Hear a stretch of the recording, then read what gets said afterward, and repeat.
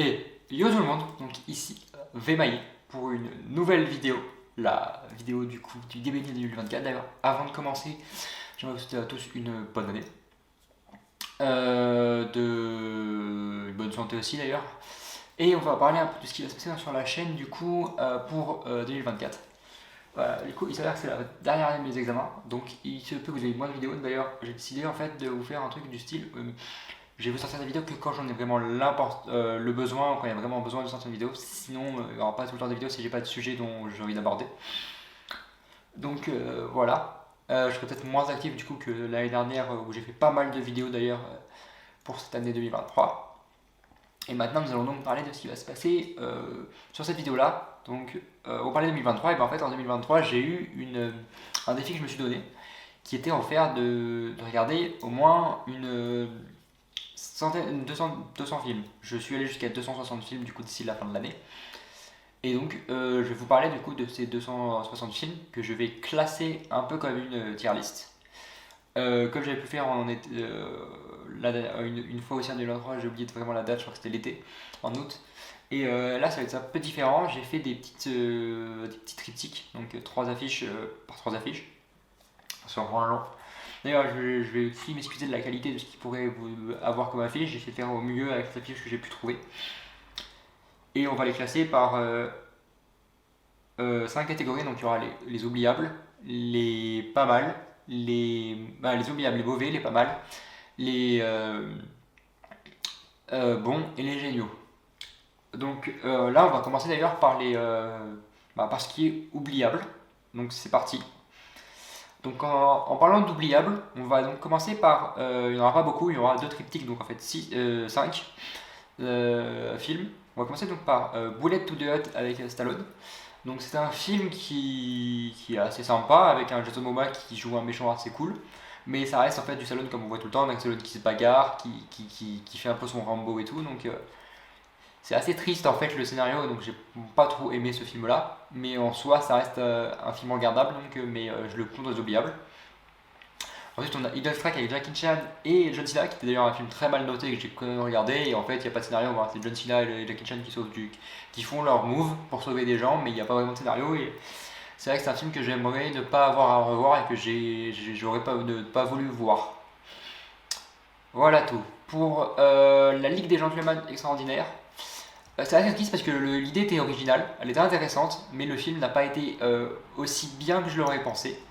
Et je suis un peu dégoûté d'avoir vu ce film. J'aurais voulu ne pas le découvrir et du coup ne pas avoir d'attente. Mais pour le coup, j'ai dû en avoir et j'ai pas pu faire mieux. Et c'est un peu ce que je trouve triste du coup dans ces 3 films-là, c'est un peu ça aussi. Ensuite, on en a 2 autres. Un sur lequel on va passer assez rapidement et c'est assez triste d'ailleurs d'en parler. Donc oui, on a 2 films. Un dont j'ai vraiment passé assez de temps dessus parce que faut que vous compreniez que en fait le film The Flash est un film que j'ai énormément détesté. Je suis quand même allé le voir au cinéma, mais j'ai détesté ce film-là en fait. J'ai détesté l'acteur Ezra Miller qui joue un mauvais Flash pour moi. Le scénario était un peu bancal, un peu con. J'aurais voulu ne pas le voir au ciné. Et j'ai eu la mauvaise idée d'aller le voir au ciné, mais pour moi c'est le film que j'oublierai le plus de ma vie. Et je ne veux plus jamais en entendre parler, plus jamais entendre parler de ce Flash là. Très dégoûté pour les personnages qui ont été dedans et qui ont été un peu mis en retrait et qui ont un peu été détruits. Que ce soit Wonder Woman, Batman, ça va encore, mais Wonder Woman c'était horrible. Le Flash de Nicolas Cage qui est horrible aussi. Le Superman de Nicolas Cage qui est horrible aussi. Je suis vraiment dégoûté de ce que j'ai pu voir. Et un autre film oubliable, on a Basic Instinct 2. Il faut savoir que le 1 est un très bon film, donc je vais d'ailleurs vous en parler dans le classement. Mais Basic Instinct 2 est dégoûtable. Comment dire, oui, franchement, il m'a dégoûté. C'est un film qui, en fait, n'est pas aussi bien que le premier. Ils ont voulu reprendre le scénario du premier qui n'a pas fonctionné sur ce deuxième là. Et ils auraient dû ne pas le faire d'ailleurs. C'est un peu la mauvaise idée qu'ils ont eue. Mais bon, il faut faire des choix. Ils ont vu que le premier a marché, ils ont fait le 2 et puis voilà. Mais bon, c'est dans ces 5 films-là, c'est ces 5 films-là que je veux vraiment oublier de ne jamais revoir. Donc maintenant, nous allons pouvoir passer aux films que nous trouvons mauvais. C'est un film à qui je donne 2 étoiles sur 5. Donc en film que nous trouvons mauvais, on va commencer donc par un film que j'ai surpris des gens en disant ça, mais en fait les 11 commandements de Michael Youn a été un film que j'ai totalement détesté. C'est Michael Youn qui en fait fait le con. Et c'est très dégoûtant par moments, c'est très... je l'ai regardé que l'année dernière, je sais pas si j'aurais eu une autre vision si je l'ai regardé plus tôt ou plus tard. Mais à ce moment-là où j'ai regardé, c'était pas du tout ce qu'il fallait faire. Et j'ai vraiment pas du tout aimé ce film-là. J'ai pas que Michael Youn est mauvais, hein, c'est un très bon humoriste, mais ce film-là, j'ai pas du tout aimé de ma vie. Et je pense que c'est un de ma vie, peut-être pas, mais je pense que c'est un film que je vais pas essayer de revoir dans ma vie ou peut-être plus tard. Ensuite, il y a un film dont je vais vous parler qui a beaucoup divisé et qui, moi, m'a pas divisé du tout. En fait, c'est Astérix et Obélix et l'Empire du Milieu, donc en Chine, désolé, que j'ai détesté. En fait, on s'est habitué avec Mission Cléopâtre, avec d'autres Astérix, à des très bons films, et celui-là a quelques moments cultes, hein. Zlatan il est très intéressant, mais ils sont allés un peu trop loin. Guillaume Canet qui ne joue mal l'Astérix, je trouve. Euh, Obélix qui est joué par. J'ai oublié le nom de l'acteur qui est pas si mal que ça, mais ça change pas ce qu'on a eu avec Christian Clavier ou des choses comme ça, donc c'est la triste des acteurs qu'on nous a donné. Et je m'attendais à mieux pour un Astérix. C'est pour ça que je mets ça dans les mauvais et que je suis un peu dégoûté de ce film-là. J'espère que s'ils en font d'autres, ils vont être mieux. Parce que ça reste des monuments du cinéma français et de la culture française. Et ça serait donc bien d'avoir des films comme ça qui marchent aussi bien que Mission Cléopâtre ou des films comme ça qu'on a vraiment adoré. Parce que Mission Cléopâtre, ça a été, je pense, le plus gros succès avec Carla Chabat. Et là, on a des Jules César qui est joué par Vincent Cassel, qui a joué dans deux films qui j'ai classé dans le géniaux, et pourtant là, mauvais. En troisième du coup film, on va parler d'Expendables 4, qui est un peu spécial. En fait, le 3 était une très bonne fin, et faire le 4, c'était assez dur. D'ailleurs, vous avez vu ma critique, donc vous savez très bien qu'il y a des moments que j'ai détesté. En fait, ils ont tout détruit le scénario à la fin. C'est triste parce qu'en fait, ça change rien. Je veux dire, ça va pas aider plus le film, et c'est ce qu'ils ont fait de mal. C'est ce qui m'a dégoûté en fait dans ce film-là. L'action est pas si mal que ça, hein. Le méchant est bien amené. Les nouveaux membres sont intéressants. On a de la nouveauté, on a de l'histoire qu'on connaissait pas. Mais on voit qu'ils ont vieilli les acteurs, hein, que Stallone n'est plus aussi bon qu'avant, quelque chose comme ça, donc c'est assez triste de voir ça. Et on s'attendait je pense qu'en tant que fan, on s'attendait à mieux et qu'on a été déçus, et c'est pour ça qu'il est vraiment classé dans le mauvais. Ensuite, on a le film Legend avec Tom Cruise de Ridley Scott. Un film sur des légendes mythologiques grecques, qui est un film que j'ai tout à fait oublié. J'ai envie de vous dire, le scénario, ok, c'est un jeune homme qui a des pouvoirs, qui va essayer de sauver une femme et tout. C'est un peu l'histoire des films de super-héros, hein, et des mythologies. En fait, ça change rien de nouveau. Ridley Scott, je pense, c'est pas son meilleur film, hein. Il a fait bien mieux, hein. Je crois que le Gladiateur est bien mieux que ça. Et c'est pour ça que je le classe dans le mauvais, mais il est quand même au-dessus de films comme on en a pu voir, donc que les Flash ou un truc comme ça. C'est pour ça qu'il est vraiment dans ce classement-là. Ensuite, nous avons Sisu, qui est. En fait, c'est juste un mec qui va s'amuser à tuer des gens. C'est vraiment ça le scénario, c'est un mec qui tue des gens. Il n'y a pas vraiment de scénario, le mec tue vraiment tout le temps du monde, c'est vraiment sanguin. C'est un peu triste, parce que je pense que l'histoire derrière a été intéressante, un vrai scénario a été intéressant, parce que l'action n'est pas mauvaise, mais ça manque de scénario, ça manque de beaucoup de choses, et c'est ça qui est assez triste. Et ensuite, il y a un film que j'ai classé en mauvais, parce qu'il est au-dessus de Flash, mais qui reste pas le meilleur des Marvel, c'est Ant-Man Quantumania. Kang, il y avait mieux à faire. MODOK, on s'attendait à vraiment mieux. En fait, on s'attendait vraiment à tout à mieux. Et on a été très vite dégoûté par ce film, très vite déçu. Et on espère que Marvel va s'améliorer sur la suite, parce que on va pas se mentir, c'est assez triste de voir que la plupart des films Marvel qu'on a eu, souvent c'est du mauvais, bon, et on a rarement de suite très bonne. C'est assez triste d'ailleurs. Et sur Ant-Man Quantumania ne dérange pas la règle, ça a vraiment été mauvais.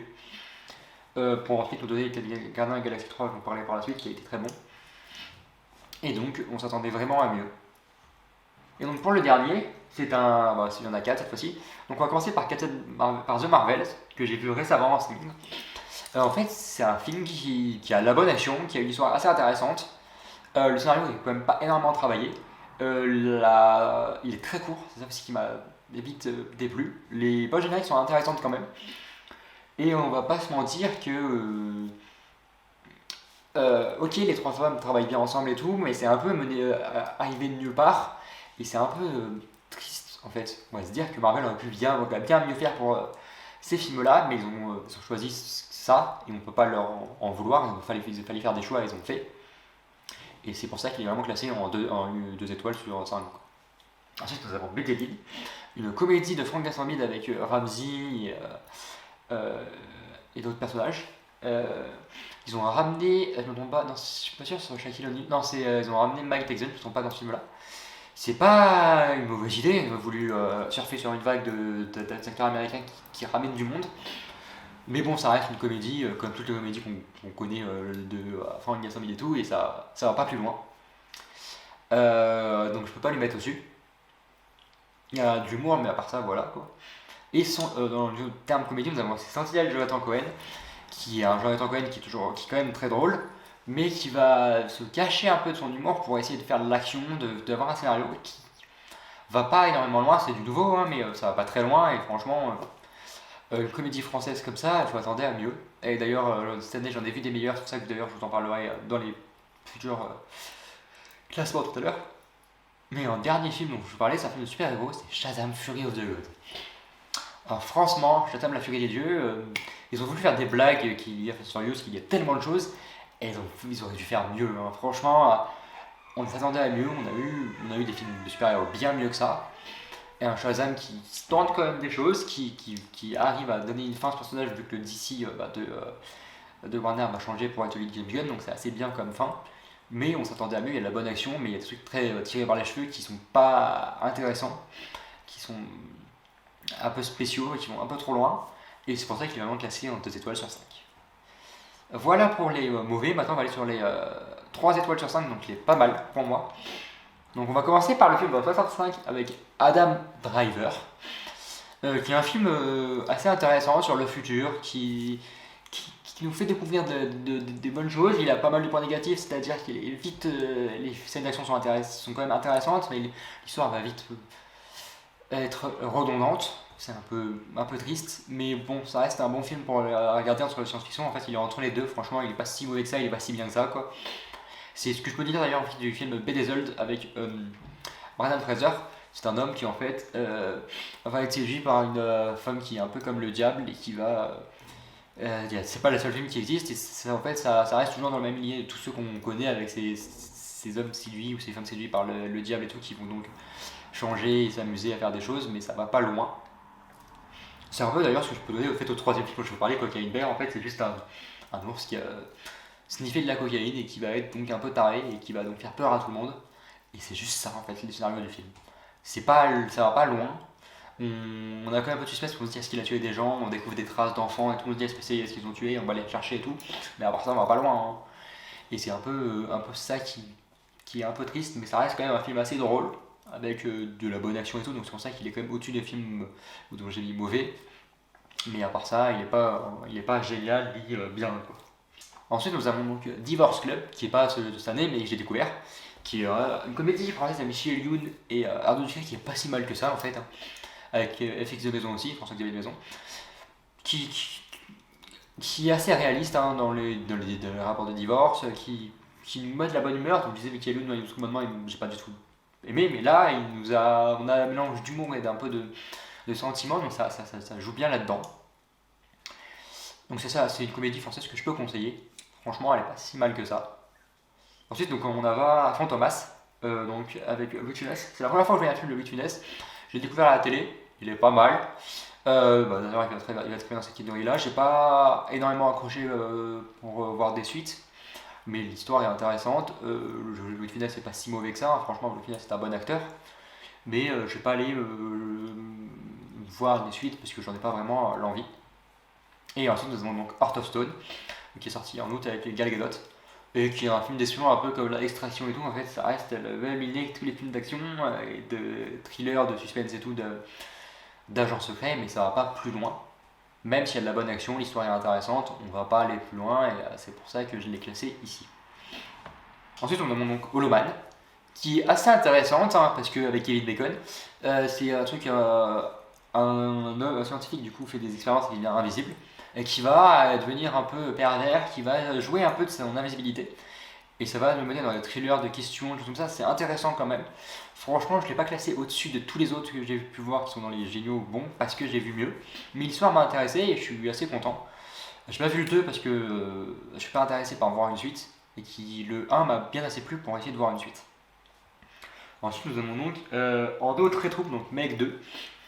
C'est pas le premier, j'ai préféré le premier et celui-là je le mets en pas mal parce que en fait c'est vraiment comme le premier mais ça va pas plus loin. C'est-à-dire qu'en fait c'est vraiment des requins on va les tuer, on va essayer quand même de découvrir des choses, ils vont tuer et tout, mais c'est vraiment montrer les mauvais côtés de ces espèces marines et juste essayer de tous les détruire et les tuer. C'est juste ça un peu, ça va vraiment être de vers d'action, de meurtre et tout, mais pas plus, un peu scénario mais pas beaucoup je trouve. Et c'est pour ça que j'ai moins aimé que le premier. Et ensuite, Wrecking Bull. Je l'ai mis ici parce que j'ai beaucoup de difficultés avec les films en noir et blanc, même s'il y en a un que j'ai mis au-dessus. Mais celui-là est plutôt ici. Et je pense que c'est un très bon film avec Robert De Niro de boxe, mais j'ai beaucoup de mal avec les films en noir et blanc, et donc c'est pour ça que je ne l'ai pas mis aussi bien. Et je pense que pour vous, il sera peut-être mieux classé. Ensuite, nous avons donc RIPD 2. J'avais déjà vu le premier des années avant, et j'ai préféré le premier à celui-là parce que celui-là, en fait, c'est une suite qui n'aurait pas dû être une suite. Malheureusement, ils sont allés un peu trop loin, ils n'auraient pas dû faire de suite, et pourtant, ils ont voulu faire une suite, et c'était pas le choix à faire. Malheureusement. Ensuite, nous avons donc Solomon Kane. Franchement, c'est un film intéressant, mais je m'attendais pas à grand chose. Et j'ai pas vraiment été déçu, donc c'est pour ça qu'il est quand même allé pas mal. Et en vrai, il est pas si mal que ça, pas aussi bien, pas aussi mauvais qu'on pourrait le penser, mais l'histoire est intéressante, mais pas grand chose de plus. Et ensuite, on a Face for Sharing, j'ai oublié le nom en français, avec Mark Ruffalo et Gwyneth Paltrow. Et en fait, c'est vraiment des histoires de couple, de personnes, un peu de thérapie et tout. C'est intéressant, mais en film de thérapie amoureux, j'en ai vu des mieux, dont je vais vous parler par la suite. Et celui-là, il fait pas partie de ceux-là du coup. Ensuite, nous avons donc The Killer, que j'ai vu récemment. C'est une suite avec Nicole Kidman. À ce qui paraît, c'est un remake. J'ai pas vu le film original si c'est vraiment un remake. En fait, c'est juste un agent espion spécial qui va tuer des gens à tueur à gage. Et j'ai pas vraiment trouvé de scénario dans le film, c'est juste le mec qui va avoir des gens à tuer et il va le faire. C'est un peu la seule chose que j'ai pu voir. C'est pour ça qu'il est classé ici. Ensuite, nous avons donc 3 Jean-Max avec Tarek Boudali, que je trouve quand même comme une comédie, donc pas mal, mieux que les 11 commandements ou autre. Et j'ai vraiment aimé cette comédie-là. Je trouve qu'elle est quand même meilleure que. Donc, c'était 30 jours max, si je ne me trompe pas. On a pas mal de rêves, dont celle assez connue, la Mission Impossible. Des rêves assez intéressantes, avec la bande à Fifi qui marche plutôt bien. Et ce film est pas si mal que ça, même si il va pas au-dessus d'autres films de la bande à Fifi que j'ai classé plus haut. Et enfin, nous avons donc L'Homme du 6ème jour avec Schwarzenegger, donc un film de science-fiction d'un mec qui va se faire cloner et qui va donc devoir se battre face à ses clones. C'est un peu ce qu'on avait vu avec Will Smith, j'ai oublié le nom d'ailleurs de ce film-là. Et en fait, c'est un peu le même style et j'ai pas vraiment énormément accroché. Et j'ai vu des meilleurs films de science-fiction et de clonage de ce style-là que celui-là. Ensuite, nous avons donc Aquaman 2, qui est quand même au-dessus de Marvel et tout. C'est peut-être l'un des meilleurs d'ici que j'ai pu voir, même s'il y en a au-dessus encore. C'est un bon film quand même, l'histoire est intéressante. On nous ramène de pas mal de découvertes, pas mal de choses qu'on connaissait pas, donc ça va pas mal. On arrive à se réconcilier avec l'actrice Amber Heard Demera qui joue pas mal. Pour ma part, je trouvais qu'elle jouait pas mal, même si elle n'est pas énormément omniprésente. On a l'idée, on a un méchant qui est intéressant, qui est vraiment méchant, mais le problème c'est qu'il est corrompu, donc c'est pas vraiment lui. Et c'est peut-être ça le mauvais aussi. Je n'en ai pas parlé de ma critique, et en fait, au fur et à mesure du temps, je me suis rendu compte que c'est peut-être ça qui allait pas. Et donc c'est quand même un bon film pour finir le Jason Momoa d'Aquaman, et on espère que par la suite il trouvera des rôles qui seront aussi bien et dans lesquels il pourra s'ouvrir. Ensuite nous avons Ava avec du coup Jessica Chastain. C'est en fait une femme espionne qui va du coup devoir retrouver sa vie. Ça me fait un peu penser à, j'allais dire Lucie, mais c'est peut-être pas le même style. Et en fait, franchement, à part un peu d'histoire, mais un peu de scénario, mais à part ça, c'est vraiment. Elle va essayer de se sortir de situations difficiles en tuant des gens, avec de l'action, mais pas plus loin de ça. Et après, nous avons Bedion Nickelodeon, qui est une comédie assez intéressante, hein, avec Ryan Bessetti et tout. C'est vraiment des personnes qui sont dans un camp à la montagne et qui vont devoir se battre contre des jeunes parce que ils veulent être tranquilles et tout, et en fait, ils vont pas l'être. Et ils vont en fait retrouver leur enfance, donc c'est un peu un retour à l'enfance pour des personnes adultes. Et c'est assez intéressant, mais bon, ça reste une comédie française qui va pas plus loin que ça, quoi. Ensuite, nous avons donc Black Death. Franchement, avec l'acteur qui joue, Sean Bean, Mais je peux pas aller plus loin parce qu'en fait c'est juste quelqu'un qui va au Moyen-Âge, qui je crois que suite à une maladie ou qui va devoir tuer des gens et tout, et en fait c'est vraiment de l'action moyenâgeuse mais pas plus que ça. Bon, Hitman, on connaît les jeux et en fait le film c'est vraiment ça. Il y a quand même un peu d'histoire, un peu de scénario en se disant à un moment il se dit est-ce qu'il faut vraiment que je le fasse, mais il le fait. Donc ça va quand même un peu plus loin mais pas plus que ça. Et Napoléon, je le classe ici parce que j'étais très déçu, je m'attendais à bien mieux. Malheureusement, c'est un film qui devait durer 4 heures, qui a eu une director's cut, qui va avoir une director's cut, j'espère, et qui en fait a dû en final cut être mis à 2h30. Et franchement, au cinéma, c'est très peu.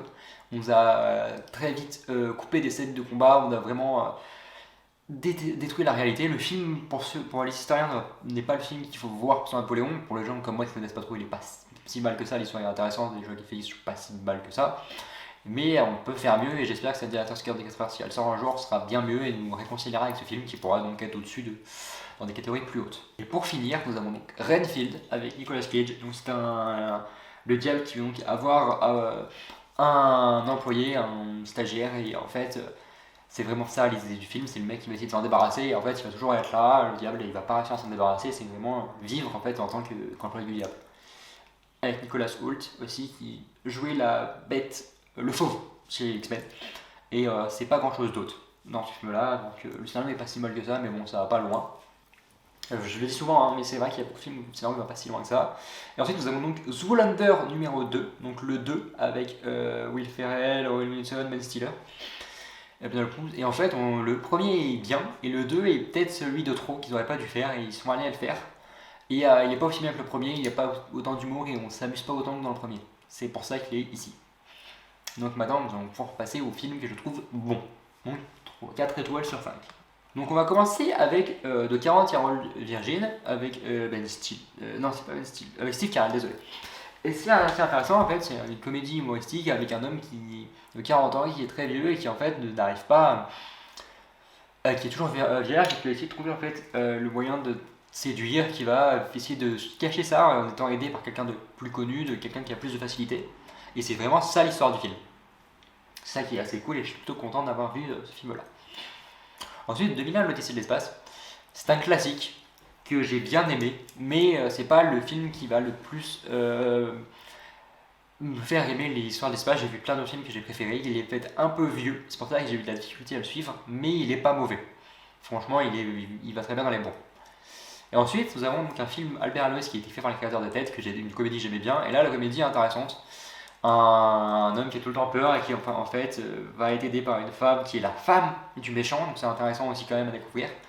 Et au fur et à mesure du temps, on voit qu'il y a un peu d'amour, un peu d'amitié, donc ça va l'aider à se décontracter et à ne plus être le peureux que la ville connaît. Et il y a des très bonnes scènes d'humour qui sont assez cool, et un méchant qui est joué donc par Liam Neeson qui est très bon, et qui a l'habitude de jouer des bons méchants, des bons films de ce style-là, donc en termes de méchants, il est bon. Ensuite, nous avons donc le biopic Ali, joué par Will Smith. Donc, c'est un très bon biopic sur le catcheur Mohamed Ali. On a des très bonnes scènes de combat. Will Smith joue quand même assez bien ce film-là, je trouve, ce personnage-là. J'ai bien aimé d'ailleurs. On arrive à mieux comprendre ce personnage-là, à mieux le connaître. Et donc, je suis plutôt content de découvrir ce personnage-là au travers de ce film-là. Et un plus bon biopic, même si j'en ai vu des plus hauts. L'arnaqueur avec Vanessa Paradis et Romain Duris. Un homme qui, en fait, suit plusieurs femmes et qui va tomber amoureux de quelqu'un et en fait il va falloir ça va être une bonne comédie romantique et en fait il doit briser un couple et c'est pas un truc qu'il va aimer faire pour cette femme là. Il va se rendre compte qu'en fait il l'aime plutôt et qu'il veut pas il va changer un peu son mode de fonctionnement dans ce film là. Et ensuite American Date Barry Seal, c'est aussi je crois un biopic et c'est un bon film avec Tom Cruise. Il joue assez bien le côté qu'il a de négociateur et tout, c'est un Tom Cruise qui ne court pas autant que dans tous ces films qu'on pourrait voir. Donc c'est assez spécial de le voir découvrir dans ce film-là. C'est pas dans le premier dans lequel on découvre faire d'autres choses. Et il nous donne une nouvelle facette de personnalité, donc je suis assez content d'avoir vu ce film-là. Ensuite, Blue Valentine. Intéressant comme film sur du coup Ryan Gosling et Michelle Williams sur des couples et sur l'évolution d'un couple. C'est assez cool de découvrir ce film-là. Et une évolution au fil du temps, donc on a quand même une bonne évolution et le scénario c'est un peu ça. Donc je suis plutôt content d'avoir découvert ce film-là, c'est une bonne comédie semi-romantique, je dirais. Ensuite, Bumblebee. Franchement, ce film-là est un très bon film sur Bumblebee, qui, en fait, ça m'a réconcilié avec Transformers. Hein. J'attendais beaucoup de films là parce que Transformers, ça fait longtemps qu'on avait fini le film avec de Michael Bay et on s'attendait à découvrir de la nouveauté. Et grâce à ce film là, donc on a découvert cette nouveauté là et je suis bien content d'avoir découvert ce film là du coup.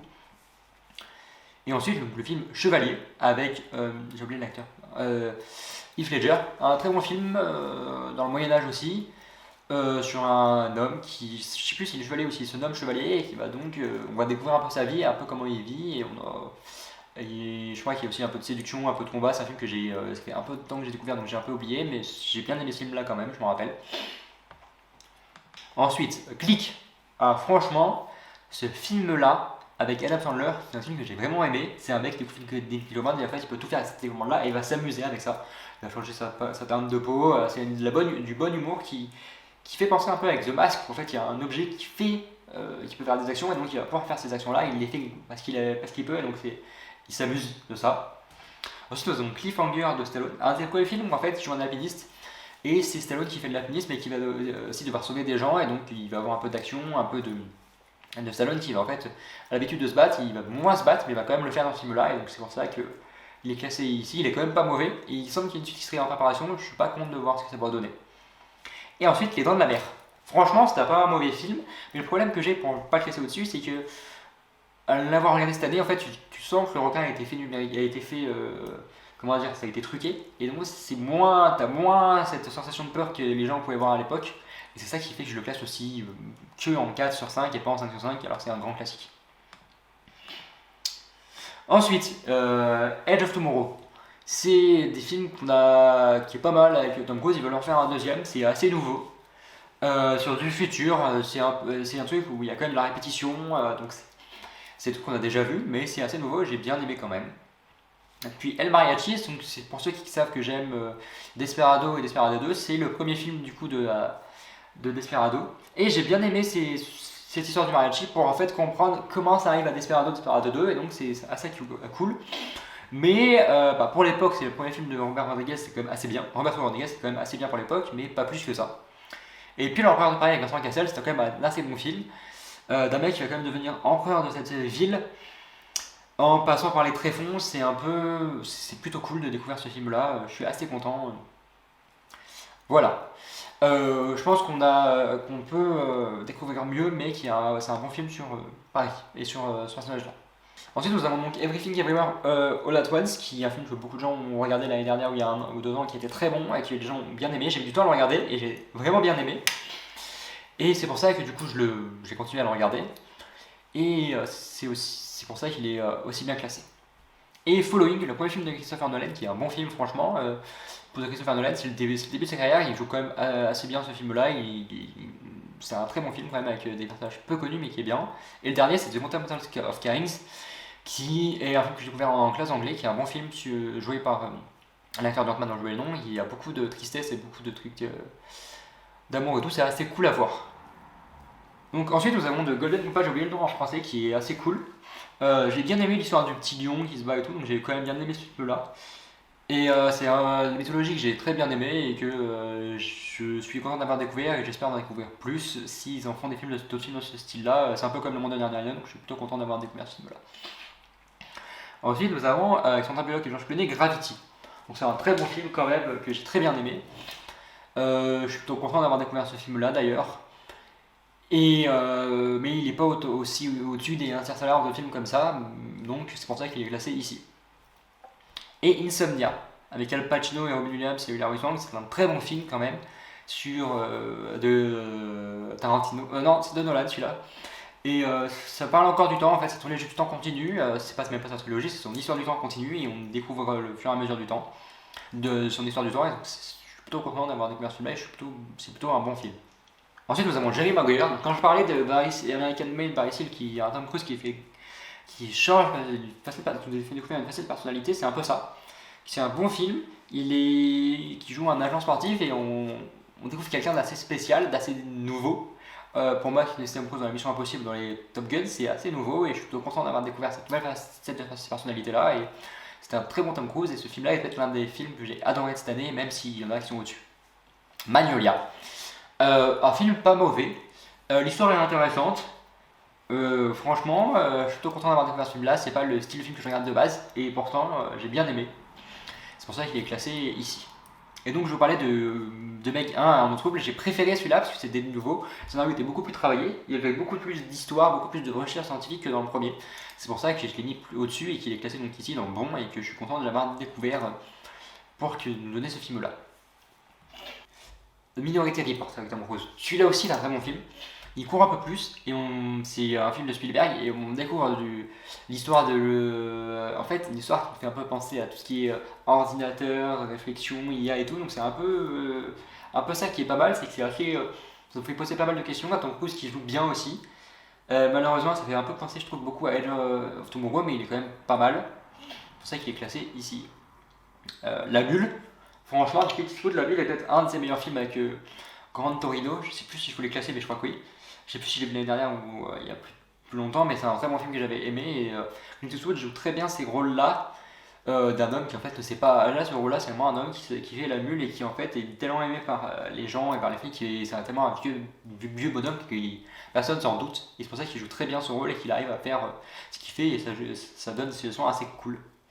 Et ensuite, Murder Mystery Do, donc c'est un peu de l'action avec de l'humour avec donc Jennifer Aniston et Adam Sandler. J'avais très bien aimé le premier, j'avais bien aimé le premier et là j'ai mis le deuxième parce que il est peut-être un peu plus au-dessus, mais je crois qu'il est dans la même catégorie que le premier. Faut que de toute façon on le verra de suite. C'est des très beaux films, c'est du suspense avec de l'humour. J'ai bien aimé, c'est un mélange un peu entre je dirais j'ai oublié le nom. Le truc d'agent secret avec Ryan Reynolds, j'ai oublié son nom là. C'était un peu le même style. Et c'est plus un couple qui joue ça, et c'est pour ça que j'ai bien aimé ce film. D'ailleurs, si vous vous rappelez du nom de ce film, je veux bien l'avoir en commentaire, puis voilà, si vous voulez me le dire, si vous me rappelez.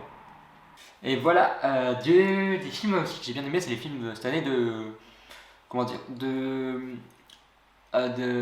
d'enquête. Et Mystère Venise de Hercule Poirot est peut-être le moins bon que j'avais découvert, il est quand même pas mauvais, il est intéressant, mais en fait le premier a été le mieux, et la suite c'était juste Hercule Poirot qui joue son rôle. C'est pas mauvais parce qu'on a ça permet aux autres acteurs qui sont dans le film avec lui de pouvoir élever leur rôle. Mais lui il fait toujours la même chose et c'est pour ça qu'il est classé que ici. Mais c'est un bon film d'espionnage, d'enquête et j'ai bien aimé ce film-là avec Hercule Poirot. Opération Fortune russe de guerre avec James Statham, c'est un peu le même style espionnage, enquête et tout. Et c'est un truc qu'on a déjà vu plusieurs fois, je dirais, mais qui marche bien parce que c'est Jason Statham qui joue ce rôle-là, qui est assez nouveau pour lui, j'ai l'impression. Et franchement, c'est un bon film de ce style-là et je suis plutôt content de l'avoir découvert. On parlait tout à l'heure de Cliffhanger et dans les premiers films de la carte de Salon, nous avons donc Bras de fer Over the Top. Et ce film-là était un film qui m'a beaucoup étonné. Un Stallone qui en fait joue beaucoup plus sur l'émotion. Il y a beaucoup d'émotions dans Rocky déjà, mais là il joue énormément plus sur l'émotion, sur un père absent qui dès qu'il fait découvrir à son fils pourquoi. On a une histoire père-fils où le fils n'aime pas du tout son père et en fait il va vite devenir fan de son père et c'est pour ça que ce film est un très bon film qui, franchement, c'est l'un des meilleurs films que j'ai pu voir avec Stallone de cette année. Et je suis plutôt content donc de pouvoir le classer ici. Nous avons donc Palm Springs.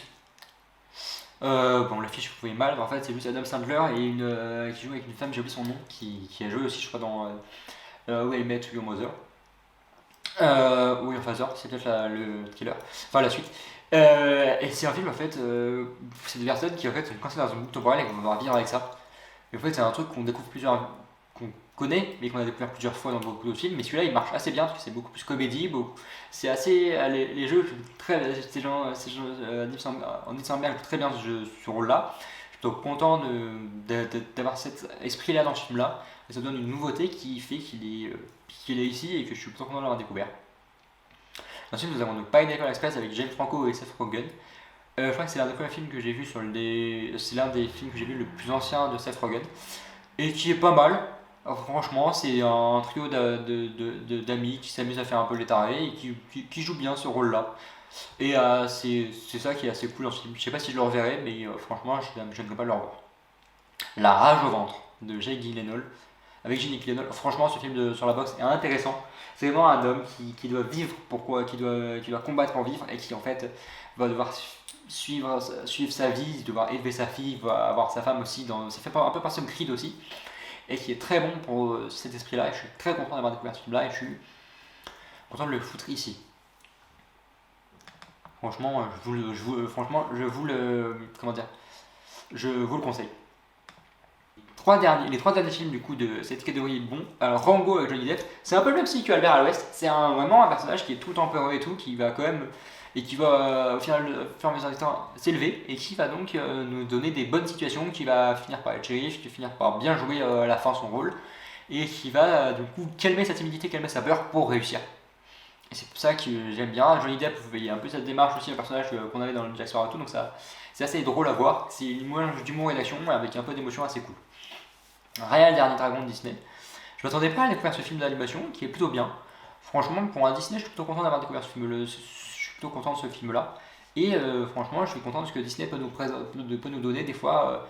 Dans le film d'animation, c'est assez nouveau. C'est assez lié, je crois, à la mythologie un peu asiatique. Donc, je suis assez content de découvrir cette mythologie qui était très peu présente, je trouve, dans les Disney, à part dans les Mulan, comme ça. Donc, on a de la nouveauté. Roadhouse avec Patrick Swayze. Franchement, Patrick Swayze, il a fait des films très bons. Celui-là en fait partie. Il y en a au-dessus quand même que j'ai découvert, mais celui-là est un très bon film que j'ai bien aimé avec Patrick Swayze. Franchement, il y a beaucoup de Patrick Swayze. Je l'ai découvert avec Dirty Dancing, franchement, et là j'ai découvert plusieurs autres rôles de ce personnage-là, et je suis content d'en découvrir d'autres. Et c'est pour ça que je le classe ici, parce que il y a quand même un autre film que j'ai bien plus aimé, mais celui-là est un bon film que je pense revoir si j'ai l'occasion, parce que j'ai bien aimé, et j'aimerais bien le revoir, et je vous le conseille d'ailleurs aussi. Donc c'était un peu tout pour la catégorie bon, et maintenant nous allons pouvoir passer à la dernière catégorie, donc c'est pour moi les 5 étoiles sur 5, il y en a beaucoup, hein. Il y en a beaucoup plus que les autres catégories ici.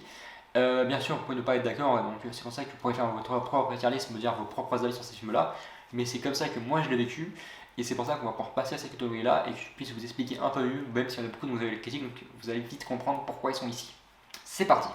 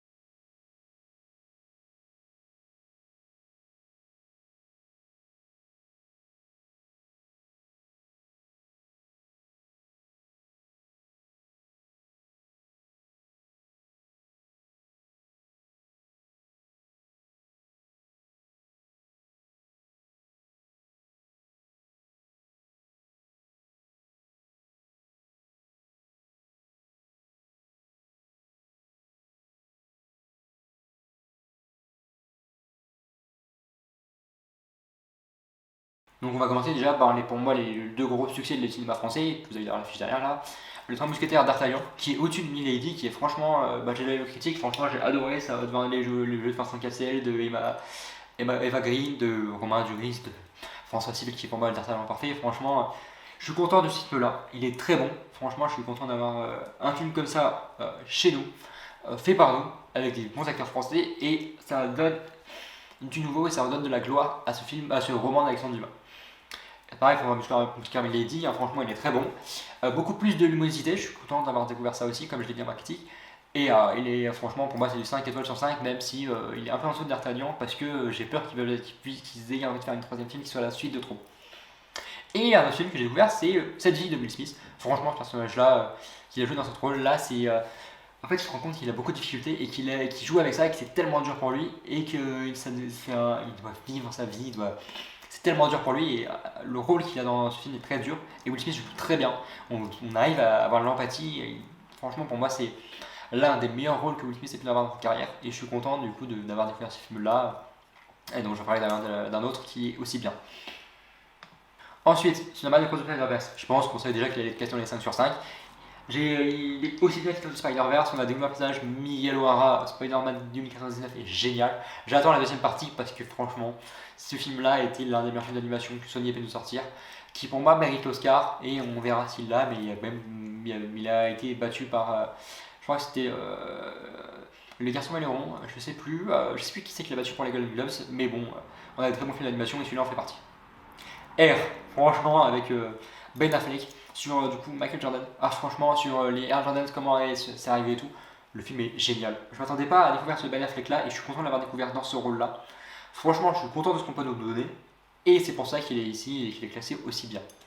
Tout comme All Quiet on the Western Front sur le côté allemand de cette guerre et on découvre nos personnages un peu plus tourmentés. Et là où le nazisme a souvent été présenté comme méchant, là on a un aspect différent. Et c'est un film qui change un peu de ce qu'on découvre. Et c'est pour ça qu'il est classé ici. Et je suis content de l'avoir découvert et j'aime bien cette nouvelle façade. Et c'est pour ça qu'il est ici. Et que je veux que vous le voyez, je vous le conseille absolument. Ensuite, Amadeus. Franchement, le film sur Mozart, Amadeus, on me l'a conseillé. Et il est génial. Franchement, Mozart, ce film-là, c'est un très bon film sur Mozart. Je ne m'attendais pas à ça. Et j'étais agréablement surpris, c'est pour ça que je vous le conseille et qu'il est ici. C'est vraiment l'histoire de Mozart, je ne connaissais pas grand chose et l'acteur que je n'ai pas le nom est très bon et je suis content de l'avoir découvert et je veux que vous le regardiez comme la plupart des films qui sont dans le 5 étoiles. American Psycho aussi avec Christian Bale, très bon film sur un mec tourmenté qui en fait il aime bien c'est un serial killer qui en fait Golden Boy, c'est pour ça que personne s'en doute. Et c'est un très bon film. Je veux pas regarder la suite, je ne vous conseille pas la suite. J'avais vu qu'il y avait une suite, mais celui-là est parfait et je veux pas regarder la suite pour pas désacraliser ce grand classique. American Sniper aussi, avec Bradley Cooper. Un très bon film sur la guerre. C'est un Bradley Cooper qui donne une facette de personnalité où en fait il y a beaucoup de tourmentes, il doit vivre avec sa vie, sa femme doit découvrir aussi le fait qu'il est en guerre, qu'il peut mourir à tout moment, donc c'est assez dur à vivre. Mais c'est un bon film sur la guerre et je pense qu'il est assez réaliste quand même sur ce que peuvent vivre les couples quand le mari ou la femme est à la guerre. Ensuite, Apocalypse Now, très bon film, franchement, sur la guerre et tout, j'ai bien aimé ce film-là, il y a beaucoup d'action, le scénario est intéressant et il est très bien classé, un film que je ne peux que vous conseiller. Et je pense que la Director's Cut est la meilleure plutôt que la version un peu plus courte. Armageddon aussi est un très bon film. Sur une histoire de père-fille avec Bruce Willis, très intéressant où la fille et le père, il y a aussi Ben Affleck dans celui-là où il y a ce côté où en fait la fille est amoureuse du personnage Ben Affleck qui est en fait le père n'est pas vraiment content et tout le monde va vivre en fait ensemble, cette famille va vivre un peu cette histoire-là. Ils vont avoir beaucoup de peur, de peur de mourir et tout parce qu'ils vont sont pas sur une planète où il y a beaucoup de difficultés et ils vont quand même réussir. Il y a beaucoup de suspense parce qu'on se dit parce qu'il y a deux vaisseaux, est-ce qu'il y en a un, ceux de un sont morts, est-ce que non, et en fait ils vont réussir. C'est assez cool, même si à la fin c'est plutôt triste. Un film qu'on m'a déconseillé et que je ne connaissais pas, c'est Atlantide, l'Empire perdu. On m'a dit que c'est l'un des meilleurs classiques Disney, et je suis d'accord, c'est l'un des meilleurs classiques d'animation Disney. L'histoire est intéressante, franchement la beauté des images aussi est là, et je suis très content de l'avoir découvert, et je le conseille absolument à ceux qui aiment les films d'animation et qui aiment Disney. Babylone, bon, vous avez vu la critique, Damien Chazelle, pour moi c'est le meilleur film qu'il ait pu faire avec Margot Robbie et Brad Pitt, franchement c'est le meilleur film 2023. Je ne peux que le conseiller et franchement, il n'y a pas grand chose d'autre à dire à part qu'il est génial et que Margot Robbie joue tellement bien. Et que dire des autres personnages que même la présence de Tobey Maguire qui est peu présent et qui est pourtant génial. Les bad guys sur ce film d'animation, franchement, c'est du nouveau. Des personnages qui vont changer du jour au lendemain, qui vont passer de méchants à gentils, qui vont. Il y a beaucoup aussi d'histoires de mind game, de psychologie et par moments on s'y attend pas. Donc c'est ça qui est assez cool. C'est pour ça que je vous le conseille un film d'animation et je suis content de l'avoir découvert.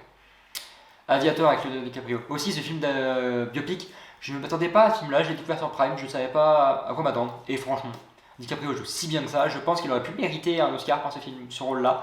En fait, il y a tellement de films dans lesquels il a joué, il aurait mérité l'Oscar, il ne l'a pas eu. Et celui-là, je pense qu'il en fait partie, et clairement, je ne sais pas si vous êtes d'accord, mais pour moi, il en fait vraiment partie. Ensuite, Barbie, il est classé aussi bien. J'ai vraiment bien aimé cette histoire de Barbie. Il y a eu ce combat entre Oppenheimer et Barbie, et les deux pour moi sont au même niveau. Même si Oppenheimer est un peu au-dessus, mais les films sont pas dans la même catégorie, et c'est pour ça que je les mets au même niveau. Beetlejuice, c'est un classique, j'attends le 2, franchement. L'histoire est intéressante, un peu d'humour, c'est vraiment de la comédie assez cool, avec un peu de personnages, je dois dire, horrifiques sans vraiment l'être, et c'est pour ça que c'est assez intéressant. L'étrange histoire de Benjamin Button aussi est un film très intéressant. Franchement, l'histoire est assez cool. C'est un Brad Pitt qui doit changer un peu sa manière de jouer parce que c'est un personnage qui en fait est déjà vieux et qui en fait rajeunit, donc c'est assez différent du style de la vie. Et c'est ça qui nous donne du changement. On se rend compte aussi que les effets utilisés sont certainement durs à faire et ils ont été très bien amenés. On parle aussi de films, il y a Billy Elliot, franchement ce film là sur la danse, un petit jeune homme qui doit découvrir le fait qu'il aime la danse et qu'en fait c'est pas fait pour les hommes et il faut faire comprendre au monde de maintenant que tout le monde fait ce qu'il veut. Et ce film là le montre très bien. On parle de danse, Black Swan aussi en fait partie, une jeune femme qui fait de la danse, non pas, et qui doit réussir et qui du coup va devoir aller aussi loin que possible pour réussir. Et ça donne des moments où tu as l'impression qu'elle est psychologiquement détruite et Nathalie Portman joue si bien ce rôle-là et je suis tellement content d'avoir, il y a même Vincent Cassel, je ne me trompe pas, et je suis content d'avoir découvert ce film-là avec Nathalie Portman qui joue si bien que ça et ses nominations Golden Globes sont normales. Casino avec De Niro de comment dire, à Casino, franchement on peut pas dire plus, c'est l'un des plus grands classiques qui existent de Scorsese et je suis tellement content de l'avoir découvert. Scorsese a fait tellement bons films et celui-là en fait partie, et quand il y a De Niro et Al Pacino dedans, ça ne peut être que bien. Je sais plus, non, il y a Joe Pesco, je sais plus s'il y a Pacino dedans, mais quand il y a De Niro dedans, oui, c'est que bien. Ensuite, Le Cercle des Poètes Disparus, Robin Williams. Franchement, je m'attendais, c'est un film que j'ai découvert, je ne savais pas s'il fallait le regarder et c'est génial, franchement, j'ai failli lâcher des larmes plusieurs fois, c'est très émotif. Robin Williams qui joue très bien, un acteur qui a toujours été bon et qui est tellement bon qu'on regrette de ne plus le voir aussi bien qu'avant. Et franchement, je suis content d'avoir découvert ce film-là avec des jeunes hommes qui. C'est en fait ces personnes-là qui font partie du Cercle des Poètes Disparus, on ne s'attend pas à les voir dedans, et pourtant ils sont dedans, donc c'est ça qui change un peu aussi dans le film, et c'est ça qui est cool. Un peu comme The Creator sur l'IA, je n'attendais tellement pas à voir un film sur l'IA comme ça, il est tellement bien sur l'IA, il fait tellement prendre conscience, et les gens qui ont peur de l'IA, il faut vraiment voir ce film-là. Les gens aussi qui aiment bien l'IA, je pense, pour avoir un avis sur l'IA, je pense que ce film-là est très bon, il arrive à nous donner un bon avis sur l'IA, sans vraiment nous influencer, mais l'avis sur l'IA qui donne est intéressant à amener et je pense que dans les futurs à venir ça pourrait être bien de voir si il avait raison. Creed 3, c'est pour moi le film de boxe par excellence. La trilogie se termine tellement bien. Malheureusement l'acteur qui joue le méchant, Jonathan Majors, maintenant a des problèmes avec la justice, mais il était si bien que ça en méchant. Une histoire qui parle de fraternité, qui parle de famille, et le méchant fait partie de la famille, il y a des moments de boxe géniaux, et c'est pour moi la fin parfaite de Creed, et je ne veux pas voir de quatrième film. S'ils doivent faire un autre film, c'est pas sur Creed, ils doivent en faire s'il faut le personnage de Damien, parce qu'il y a tellement de choses à raconter sur ce personnage-là, et c'est là où tu peux aller plus loin, mais Creed pour moi c'est la fin parfaite. Je devrais en parler pour un autre film. Ensuite, Donjons et Dragons, je pense l'un des succès de l'été. Je n'ai jamais joué au jeu, mais l'histoire est géniale. L'action est très bonne. Chris Pine est très bon aussi avec. Comment il s'appelle déjà Rodriguez, j'ai oublié son nom. Michel Rodriguez. J'ai découvert ce personnage-là dans ce d'autres films que Fast and Furious et elle a un rôle cool. Je suis content d'avoir découvert ce film-là et je peux que vous conseiller si vous connaissez ce personnage, cette actrice qui prend les Fast and Furious parce qu'elle a une autre palette qu'elle arrive à nous montrer dans ce film-là. Le diable s'habille pas en Prada avec Meryl Streep et le diable s'habille en Prada avec Meryl Streep et Anne Hathaway. Franchement, quand on parle de classique, il en fait partie et c'est pour ça qu'il est ici. Et il a le mérite d'être ici parce que Meryl Streep et Anne Hathaway, l'alchimie est géniale, le film, l'histoire est géniale. Je ne peux que conseiller pour vous de découvrir ce film-là. Dog. Je vais vous dire pourquoi il est là. Je suis un grand passionné de chiens. L'histoire qui est entre le personnage de Channing Tatum et le chien est magnifique. Pour moi, c'est l'une des meilleures histoires qui existent sur l'histoire des chiens. C'est pas la seule, mais elle m'a tellement touché. Et si vous aimez les passionnés de chiens comme moi, il faut voir ce film-là. Franchement, allez-y. Donnie Brasco, Al Pacino et Johnny Depp. C'est l'un des films que je n'entendrai pas avec Johnny Depp dans la mafia. Et il joue si bien que ça. Ce film-là est l'un des films que je peux que conseiller si vous aimez Johnny Depp et si vous voulez une autre facette de personnalité. Un Johnny Depp dans la mafia, je n'attendais pas et pourtant c'est génial. L'histoire est géniale, je veux absolument le revoir quand je peux et je veux que vous le voyez aussi s'il le faut. Si vous ne le connaissez pas, c'est un film à connaître. La saga, je vous ai mis Equalizer. Les 3 films sont bons. Un Denzel Washington, c'est vraiment beaucoup de bagarres, un peu quand même d'histoires intéressantes, mais beaucoup de bagarres et j'ai adoré ce personnage-là. J'ai découvert ça, je m'attendais pas à ça et j'ai adoré. Il n'y a que ça à dire et pour moi, je pense qu'il peut être beaucoup de gens peuvent se plaire à le regarder, c'est pour ça que je l'ai mis ici et je sais pas si pour vous ils sont aussi bien classés les 3, mais pour moi ils sont au même niveau. Les Évadés. Je sais pas s'il faut en dire beaucoup sur ce film là parce qu'il est à 5 étoiles et je pense que tout le monde serait d'accord avec moi de dire que c'est un énorme film avec Morgan Freeman et j'ai adoré ce film là. Les Évadés de Shawshank Redemption est l'un des meilleurs films de l'année que j'ai pu voir en 2023 et je suis content de l'avoir découvert et je veux le revoir aussi tout comme Donnie Brasco tellement il est génial.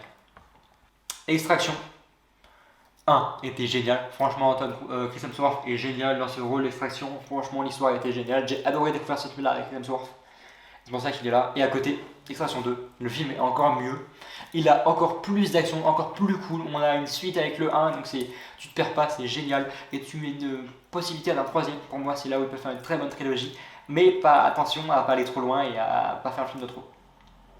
Et en dernier, avec Tom Cruise, Stanley Kubrick et Nicole Kidman, Eyes Wide Shut.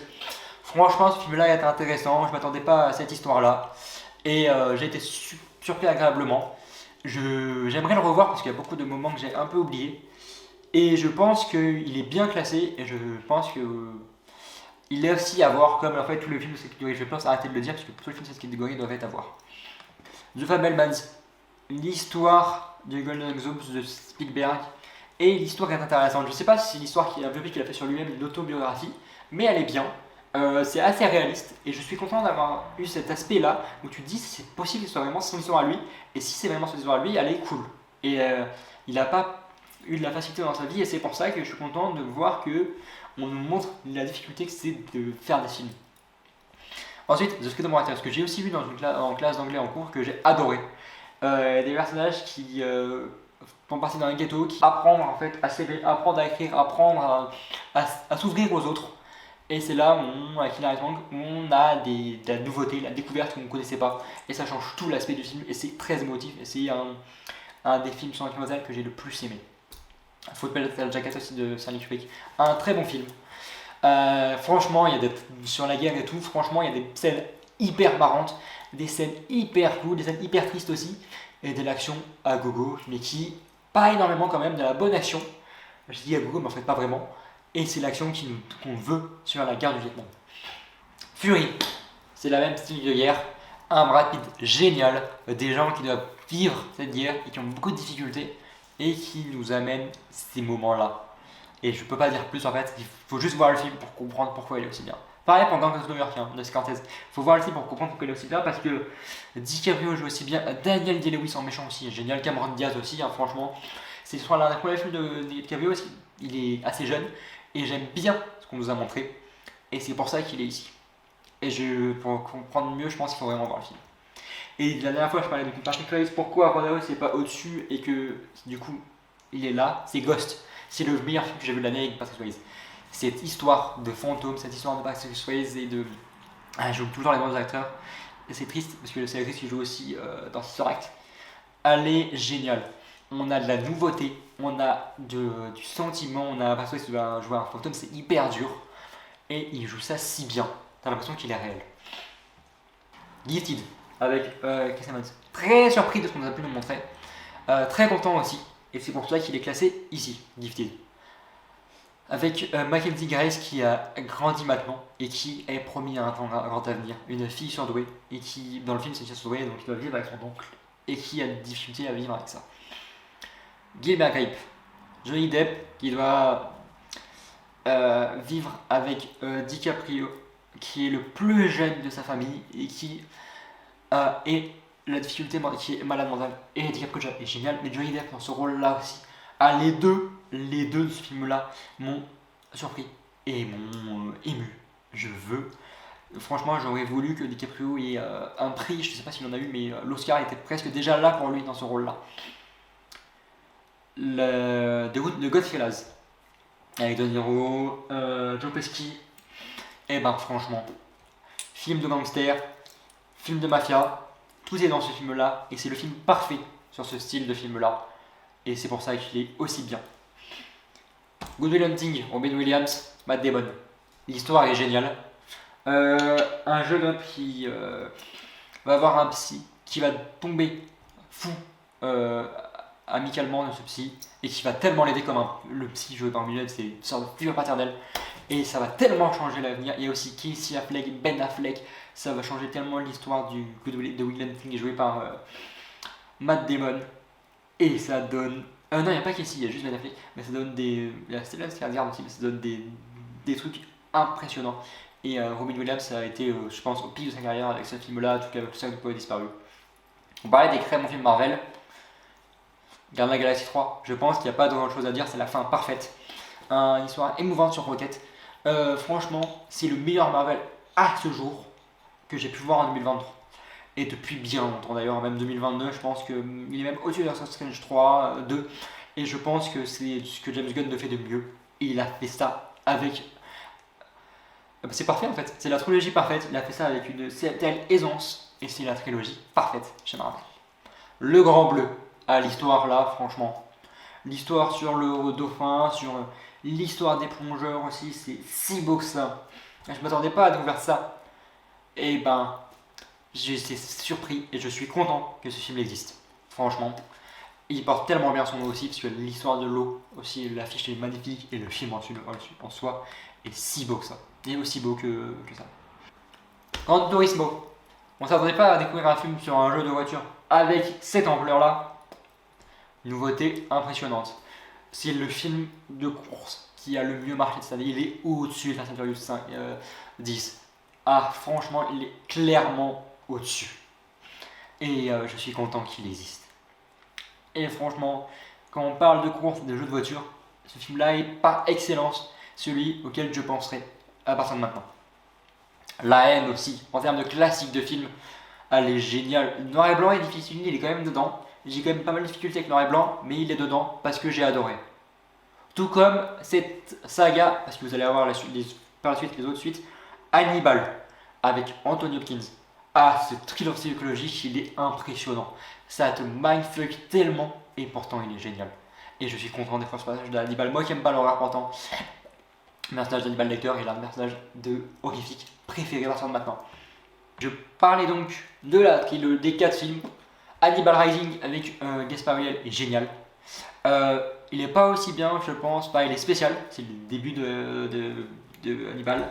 Red Dragon, peut-être moins bien que Le Silence des Agneaux, mais il est quand même bien. Et Le Silence des Agneaux est parfait. Avec Jodie Foster, il est juste génial. Et je ne sais pas quoi dire de plus que c'est les 4 films à voir sur Hannibal. Peut-être pas Hannibal Rising parce que vous n'êtes pas très fan de Gaspard Ulliel, mais au moins Red Dragon, Silence des Agneaux, Hannibal, c'est le film à découvrir par excellence quand vous aimez le personnage d'Hannibal, et c'est parfaitement bien amené et joué. Ensuite, Hit. J'ai pas grand chose de dire à dire avec Val Kilmer, je pense que tout le monde connaît cette histoire de Hit avec Del Niro et Al Pacino. Je crois qu'il y a un 2 en préparation, le 1 est génial, je sais pas si le 2 sera la suite de trop, mais en tout cas le 1 est parfait et c'est ce qu'il fallait faire. Un homme qui tombe amoureux de l'IA avec Jackie Phoenix. Je m'attendais pas à ça et c'est génial, je veux absolument que vous le voyez. Tout comme Hunger Games, vous avez vu la critique, je pense que ce spin-off de Hunger Games est le meilleur à ce jour qui existe. Je suis passé un peu vite sur ceux-là, mais parce que vous avez déjà entendu parler de la plupart. The Holiday, premier film que j'ai vu de l'année. Une comédie romantique avec Cameron Diaz, Jack Black, Jude Law, Kate Winslet. Génial. Je connaissais pas ça. et ben, j'ai découvert la meilleure comédie romantique que j'ai pu découvrir. C'est pas la seule, mais c'est la meilleure à ce jour pour moi. En termes de film, je trouve le meilleur aussi Hook, sur Peter Pan. C'est une histoire originale Peter Pan, c'est un Peter Pan qu'on connaît déjà, c'est pas l'histoire de Peter Pan, c'est Peter Pan plus vieux, qui revient au pays imaginaire, qui redécouvre l'histoire qu'il connaissait, et qui va redécouvrir son enfance, l'imaginaire qu'il avait tout oublié. En fait, il va retrouver cet esprit imaginaire qu'il avait tout oublié, parce qu'il avait la vie adulte, il avait tout enlevé, et il va tout redécouvrir, et c'est ça qui nous donne ce film-là, où on a un adulte qui revient en enfance, et c'est génial. Ce film-là, qui avec Kate Hudson et Matthew McConaughey, How to Lose a Guy in 10 Days, a une comédie humoristique romantique intéressante. Les deux, on ne parie pas tomber amoureux. Ah non, je crois qu'il y en a un qui doit faire tomber amoureux l'autre, et l'autre ne peut pas tomber amoureux. Et en fait, ils vont finir par tomber les deux amoureux. C'est une comédie romantique, bon, c'est de suite, tu t'y attends, mais les situations sont cool. Et ça fait une comédie romantique assez cool que je suis pas sûr que j'aurais de vous la conseiller, mais si vous êtes fan des comédies romantiques, franchement, allez-y, elle est intéressante à voir et allez, c'est cool. Imitation Game, biopic aussi. Ah, franchement, Benedict Cumberbatch m'a surpris. Je le connaissais par Doctor Strange, on l'a connu aussi pour le rôle dans Hobbit du dragon, de Smaug, je crois. Mais à part ça, on ne connaissait pas pour d'autres rôles. Et ce rôle-là, et je ne connaissais pas Sherlock Holmes, hein, mais ce rôle-là pour moi a été l'un des rôles qui m'a le plus surpris avec Benedict Cumberbatch. Je suis surpris de son rôle, de son jeu, avec un acteur aussi d'ailleurs. Et ce personnage-là, en fait, il joue si bien que ça, ce personnage-là. Et pour moi, Benedict Cumberbatch peut faire des films, plus de films de ce style-là, ça ne me gênerait pas parce qu'il joue si bien que ça. Il a tellement besoin, je pense, de nous changer de ce rôle de Doctor Strange. Il joue très bien Doctor Strange, mais je pense qu'on a besoin aussi de découvrir d'autres facettes de son jeu. Et c'est là qu'on en découvre plus, où il y a besoin d'en découvrir plus encore pour moi. Les Infiltrés. Avec DiCaprio, Nicholson, Matt Damon et Mark Wahlberg.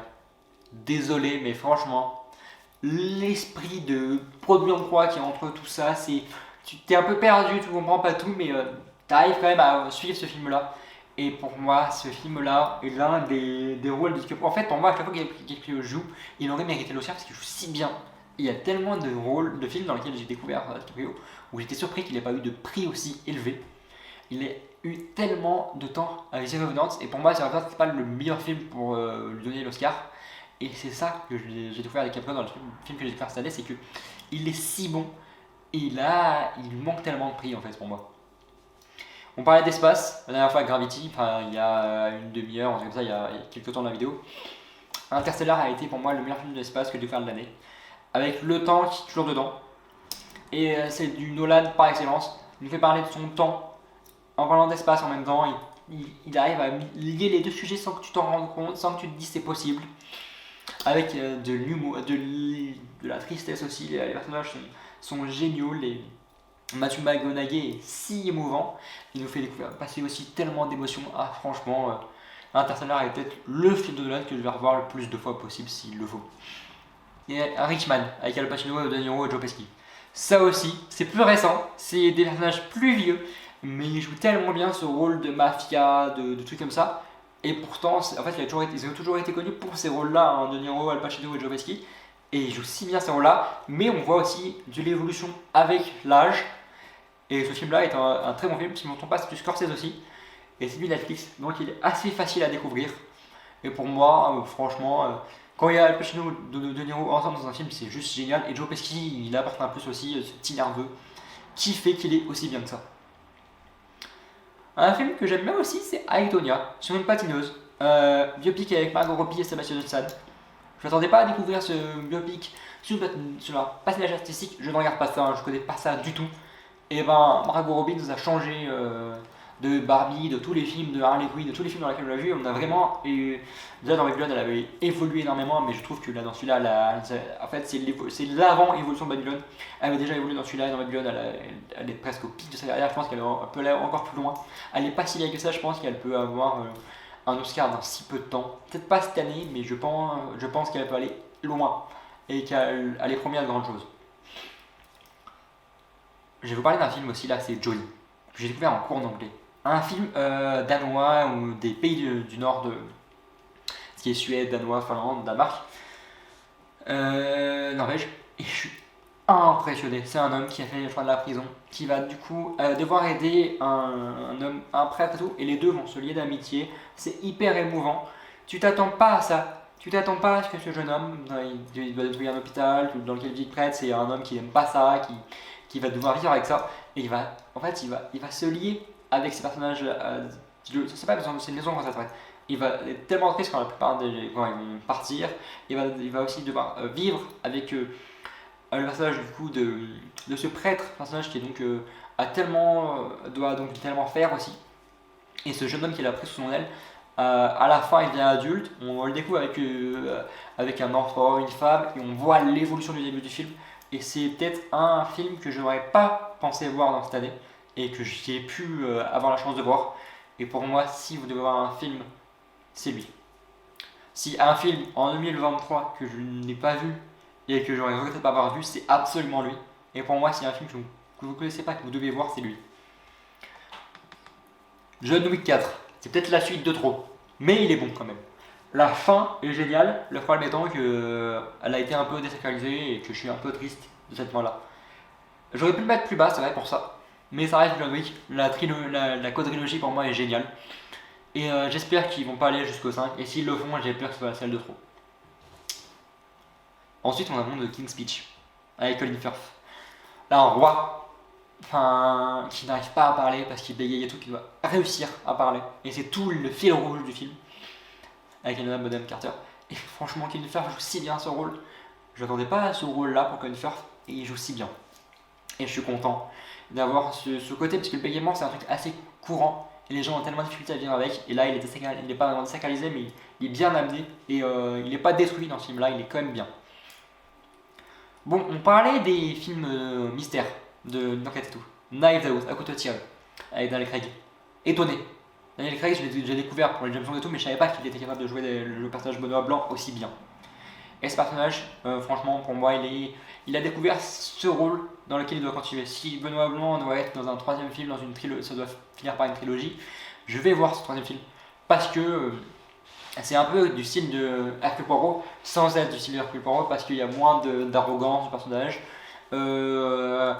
C'est beaucoup plus, comment dire, réaliste, beaucoup plus de nos jours. Et c'est pour ça que c'est bien et qu'on arrive à très vite s'identifier à ce film-là. Ensuite, on a un film que j'ai découvert très récemment, en fin d'année, The Last Night in Soho.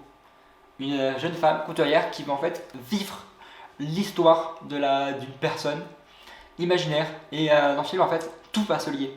Et à la fin, je spoil un peu, mais tout va se casser. Et en fait, les sortes de deux réalités vont être en une et elle va rien comprendre. Et ça nous donne des. Déjà, parce qu'elle est jouée par Anya Taylor-Joy. Et génial. Là, franchement, elle a donné une facette de personnalité. Moi, c'est une très bonne actrice, hein, franchement, on le sait. Genre, le Peaky Blinders, ça m'avait surpris. Là, franchement, surprenante à mort. Franchement, je ne m'attendais pas à ce style de film-là. Et ce style de film est très bon. Avec un. Matt Smith, me tombe pas qui est dedans. Qui joue aussi bien que dans House of Dragon, que dans tous les trucs dans lesquels il joue. Pas Morbius, hein, parce que on sait tous que c'est un des pires Marvel qui existe. Mais voilà. Quand on parle aussi de très bons jeux, Legend avec Tom Hardy. Tom Hardy qui va jouer deux jumeaux. Imaginez qu'il va jouer deux personnages différents. Et il arrive si bien. J'étais étonné. Il a ce jeu où il arrive à passer d'un personnage plus nerveux à l'autre qui est beaucoup plus calme, beaucoup plus. Ça doit être tellement, le tournage devait être tellement spécial. Je pense que si je dois un jour voyager dans le temps, si c'est possible, et voir un tournage, c'est lui. Je pense qu'il y a tellement de choses à apprendre sur le tournage de Legend. Et un autre film que je connaissais pas, que j'ai découvert, c'est Life is Beautiful. Sur des Italiens qui doivent partir se faire déporter parce qu'ils sont juifs à la guerre. Et le père qui doit faire croire que c'est un jeu. Et c'est spécial parce que tu te dis, mais c'est dur à comprendre, tu ne peux pas faire croire que c'est un jeu. Et en fait, le fils y croit. Et ça donne des moments très tristes. Tu te dis, il est un peu niais, mais ça. En fait, tu te dis, tu as envie que ce soit vraiment un jeu, qu'il n'y ait pas vraiment de cette histoire de déportation. Ça désacralise un peu aussi cette déportation et c'est pas mauvais. Et le titre, Life is Beautiful, je comprends pourquoi avoir choisi ce titre. Même si c'est un peu triste. Et je sais pas si beautiful que ça d'aller dans les camps en fait. The Lobster avec Colin Farrell. Là aussi, je m'attendais pas, je pense que le jeu devait être spécial. Je ne sais pas ce film-là, qui a eu la Palme à Cannes, et je comprends tout à fait pourquoi il a eu la Palme à Cannes. Je vous conseille de découvrir ce film-là. J'ai pas grand-chose d'autre à dire à part qu'il est à voir. Locke aussi, il y a un Tom Hardy qui est coincé tout le film dans une bagnole. Ça aussi, je pense que je vais être spécial. Je pense que Tom Hardy a eu des tournages assez durs, hein. Et là, il est tout aussi bien que dans Legend. Peut-être pas énormément, c'est peut-être pas le chef-d'œuvre comme Legend l'a été, mais il est quand même très bien.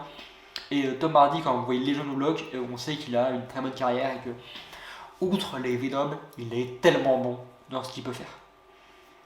Je parlais de comédie romantique que j'ai trouvé géniale et que pour moi était la meilleure, c'était Love Actuality, la dernière comédie romantique et dernier film que j'ai vu de l'année. C'est un classique, il est quand même très bon, mais il est pour moi quand même en dessous de The Holiday parce qu'il est, comment dire, en fait on s'y attend à tout ce qu'il y a dedans. Mais c'est assez cool, c'est une bonne comédie romantique. On a des personnages comme Alan Rickman, désolé, mais c'est 2-3 que là-dedans, je m'attendais pas. Et il y a des personnages dont on s'attend pas à leur rôle. On ne s'attend pas non plus à Liam Neeson, il y a plein de personnages dont on s'y attend pas. Et ils sont là. Et dans ce comédie romantique, tu te dis ils n'ont pas leur place, et en fait si. Ils arrivent à nous faire comprendre que leur place est ici, dans ce film-là. Ensuite, Love and Other Drugs. Jake Gyllenhaal, Anna Hathaway. Ça aussi qui attend pas, hein.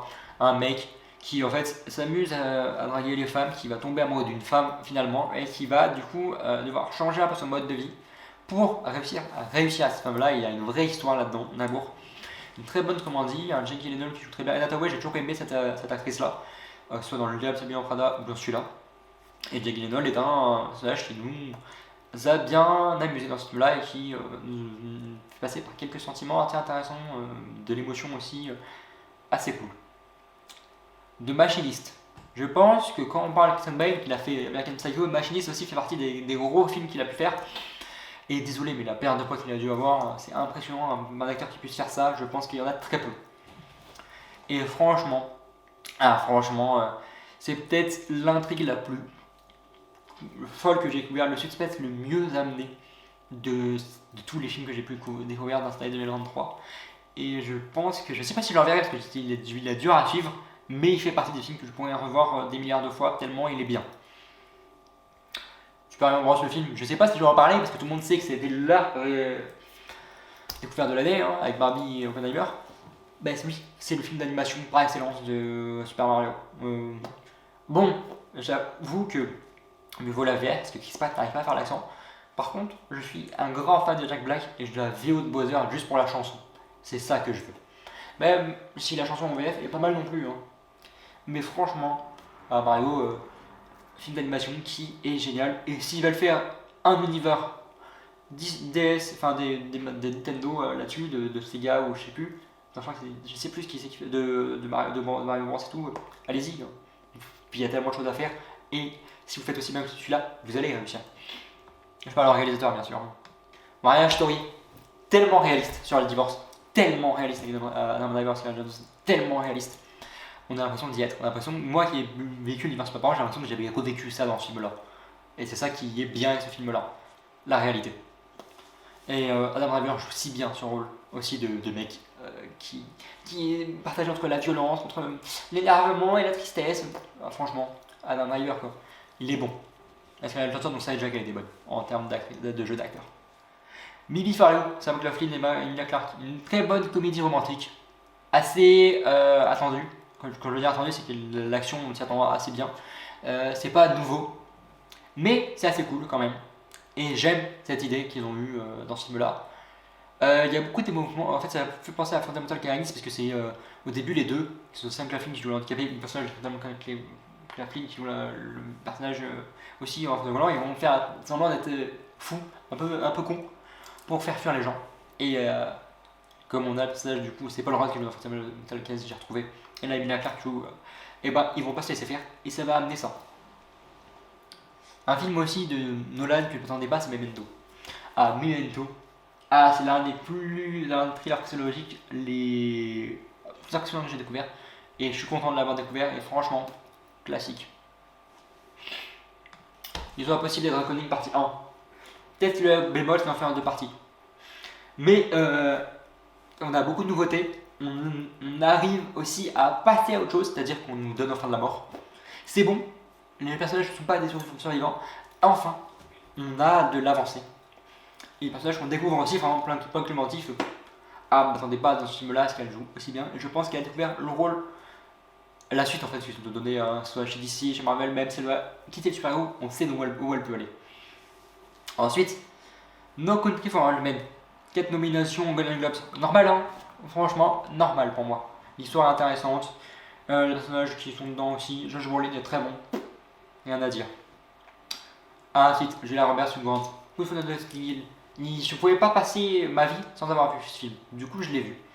Et il fait partie dans les 260 films des meilleurs films que j'ai vus de l'année. La comédie romantique est géniale. Et j'avoue que peut-être elle peut être au niveau de The Holiday en fait. Oppenheimer. Je ne sais pas s'il va pas avoir les grands choses parce qu'il fait ma critique, donc vous savez très bien que c'est un très bon film. Cillian Murphy, pour moi, il doit avoir l'Oscar. Et je vais le revoir quand je peux. Voilà. Orange Mécanique, par contre. Ça, je connaissais pas. J'ai découvert. Et très bon film. Ah, je vous le conseille.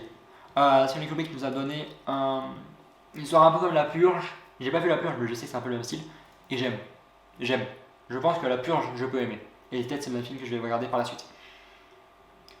Ensuite, un film très dur à suivre, The Pianist. Pendant la guerre aussi, c'est un peu comme Black Beautiful, c'est dur à suivre. Et quand tu le suis, t'as du mal, mais que tu dois le faire, et donc tu le fais. Et tu y arrives, mais c'est dur. Donc peut-être pas pour les âmes sensibles. Même si j'en fais partie, mais j'ai eu des difficultés. Hein. Pour les âmes très sensibles, c'est pas le film à voir. Pinocchio. J'attendais pas à ce que Pinocchio de Guillermo del Toro soit ce film d'animation que j'ai découvert sur Netflix. J'ai eu du mal à le regarder. Hein. Plusieurs fois, j'ai vu voir en 2021, c'est sorti, j'ai pas aimé, j'ai pas voulu commencer. Je me suis forcé, j'ai bien fait. C'est nouveau. C'est pas ce qu'on connaît dans tous les Pinocchio. C'est très différent et c'est très beau. Et je suis content que Guillermo del Toro soit celui qui a fait ce film-là. Ensuite, on parlait des classiques à un moment donné avec Planète au Trésor, avec désolé, Atlantide. Le Planète au Trésor en fait partie aussi. On m'a dit que c'est un grand classique que je n'avais jamais vu. Je l'ai vu. Je comprends pourquoi c'en est un. Il est spécial, hein, mais il est bon. Et je pense que ça fait partie des films d'animation que je pourrais revoir aussi.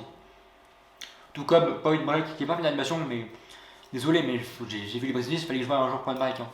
Désolé, c'est peut-être l'un des premiers films de Keanu Reeves, l'un des avec Patrick Swayze d'ailleurs, je crois, l'un des films à voir avec ce personnage-là. Et donc il fallait que je le voie et j'ai fini par le voir et je sais maintenant ce que j'ai failli louper. Et ce que si vous ne voyez pas, vous allez vite comprendre ce que vous loupez, donc à voir. Power Rangers, il faut savoir que j'adore Power Rangers. Celui-là était bon. Je l'ai classé ici parce que je suis un grand fan de Power Rangers. Je sais pas si tout le monde est fan, je sais pas si tout le monde le classerait ici, mais moi il est ici. Et c'est aussi pas mal de nostalgie. Ensuite, Le Prestige, l'un des premiers films après The Following de Nolan. Très bon film sur de la magie. Un biopic si je ne me trompe pas. Et ben, très cool. Avec du Hugh Jackman, du Christian Bale, Scarlett Johansson. Franchement, les acteurs choisis sont pas mauvais. Enfin, déjà, le choix est impressionnant parce que t'as que des personnages connus. Ah, c'est cool. Tout comme Prison Break, c'est aussi un film de Nolan avec Gyllenhaal et Jackman. Très bon film aussi. Franchement, rien à dire. Nolan a commenté sa trilogie du temps en fait, enfin son histoire du temps dès le début de sa carrière, dès le début de son film avec Following, et ça suit tous les films dont je vous ai parlé dans cette vidéo. Et c'est le fil rouge qui nous fait, mais c'est même au point d'amer il y a du temps. C'est ce que j'aime dans ces films-là.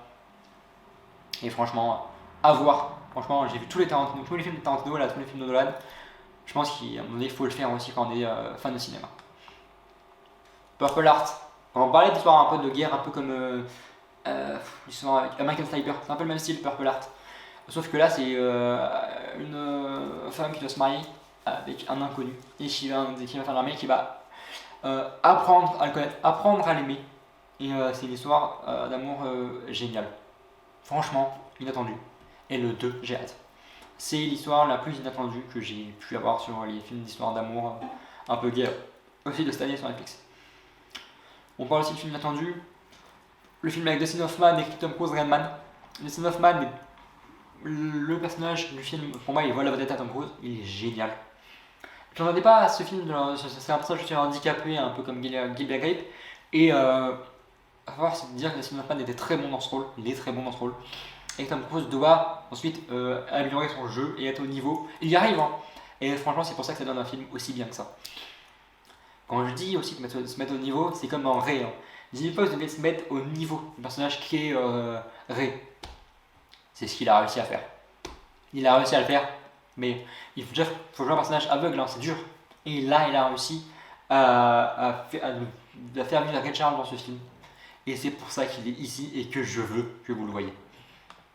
Alors, Georges du bonheur, quand je parlais d'un Will Smith qui nous fait vivre des émotions, qui a une face et personnalité qu'on ne connaissait pas. Recherche du bonheur, avec son fils en plus, Lennon Smith. C'est comme cette vie, c'est dur à vivre. Ça montre la difficulté que les personnes peuvent avoir dans le monde. Et une personne je dirais pas noire, parce que je crois qu'il en parle un peu comme dans le film, mais c'est pas tout le temps. Mais en Amérique, il y a beaucoup de difficultés. Et il le montre dans ce film. Et ça qui est cool. Et c'est pour ça qu'il fait partie des classiques maintenant, pour moi aussi. Requiem for a Dream aussi. À voir, franchement.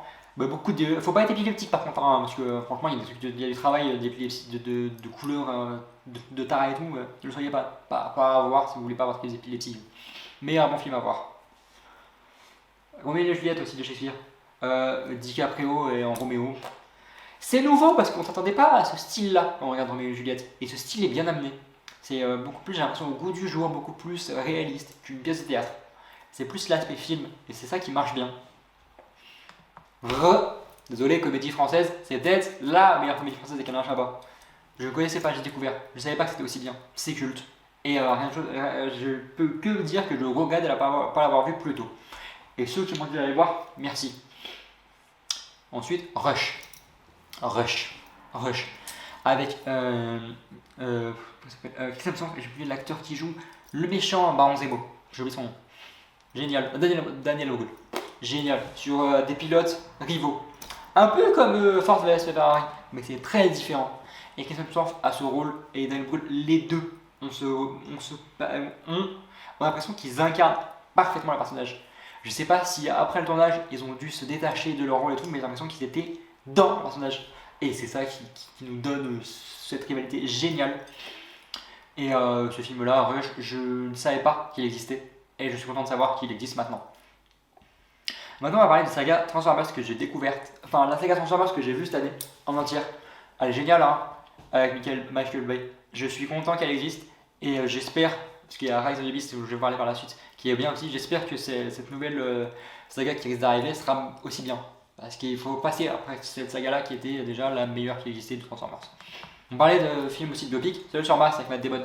Intéressant, du suspense, de la découverte. Génial. Je ne connaissais pas et je suis content de l'avoir vu. Tout comme Seul au monde avec Tom Hanks. Tellement de références dans tellement de films, tellement de gens qui en parlent, tant que je l'ai vu. Fallait pas que je passe à côté. Et ben je comprends vraiment pourquoi pas passer à côté. Tom Hanks est si émouvant dans ce film. Ah franchement, c'est du Tom Hanks parfait. Ah, ce rôle-là pour moi, c'est peut-être son meilleur rôle qui existe. Avec bien sûr... comment ça s'appelle? Putain, j'oublie tous les noms de films aujourd'hui. Enfin voilà. Snatch aussi. Ah, franchement, Snatch de Del Toro avec Brad Pitt, Jason Statham, connaissez pas. Brad Pitt qui doit, franchement, faut comprendre, hein, parce que cet accent écossais dur à comprendre, faut bien comprendre. C'est dur, mais Brad Pitt joue si bien son rôle, je pense que ça n'a pas dû être facile pour lui. Et ben, ça montre encore plus que Brad Pitt est un très bon acteur. Et ce film-là est un film qui le montre très bien. C'est assez cool de découvrir la nouveauté grâce à ce film-là. Tom Hanks, Sully aussi. Ah, il est bien aussi, franchement, dans Sully. Il est peut-être pas aussi bien dans Seul au monde, mais dans le Biopic Sully est franchement bien. Beaucoup de suspense, beaucoup de difficultés. Et en termes de thriller, il en fait partie. Rien à dire. Et là, j'ai classé celui-là en 5 étoiles parce que vous savez que j'adore The Last Kingdom. Ah, le film est génial. La fin est géniale. Ce film est la fin parfaite. Je ne pouvais pas rêver mieux. Et vous savez très bien que j'ai adoré ce film. Je sais pas si vous non, je n'avais pas fait de critique, mais j'ai adoré ce film-là. Outrade est génial. Ce film est génial. Et là, il faut voir au moins la série de The Last Kingdom et le film par la suite. S'il y a deux séries dont je vais vous conseiller, c'est Peaky Blinders et The Last Kingdom. Et The Last Kingdom, il y a le film qui est sorti. Et Peaky Blinders, il doit avoir la suite avec le film. En fait, nous avons Vanilla Sky avec Tom Cruise, qui est Monday, je me trompe pas aussi. Intéressant. On ne sait pas vraiment. J'avais pas vraiment comment je me positionner dans ce film-là parce qu'il est assez spécial. Mais intéressant et content de voir que ce film existe. Et c'est pour ça que je vous le classe ici. Et on va passer sur les 3 derniers. Warrior avec Tom Hardy. Génial. Génial. Franchement, Warrior avec Tom Hardy, Joel Edgerton, un combat de boxe génial. Il est tout aussi bien que dans les jambes, Tom Hardy. Et franchement, voilà. Il n'y a rien d'autre à dire. The Whale aussi, avec Brendan Fraser. Je sais pourquoi il a eu l'Oscar. Il le mérite. Il le méritait. Il a eu l'Oscar et il devait l'avoir. Et c'est pour ça qu'il est là. et je suis content qu'il y soit. Et Zodiac aussi, génial, Zodiac. Et puis, c'est un peu tout. J'ai peut-être oublié juste deux films dont je vous parlais, donc Blue Beetle. Génial pour moi, c'est le film d'ici par excellence, le film de super-héros par excellence. Je suis content qu'il existe. Et du coup, Rise of the Beast, qui est un très bon film sur Transformers, avec un Bumblebee génial, la musique est géniale, et j'espère que la nouvelle saga sera aussi bien que la dernière. C'était donc Vémaillé pour ce classement très long. Je crois qu'on a 1h30 de vidéo de 260 films de la vue l'année 2023. Et ciao tout le monde, j'espère que ça vous a plu.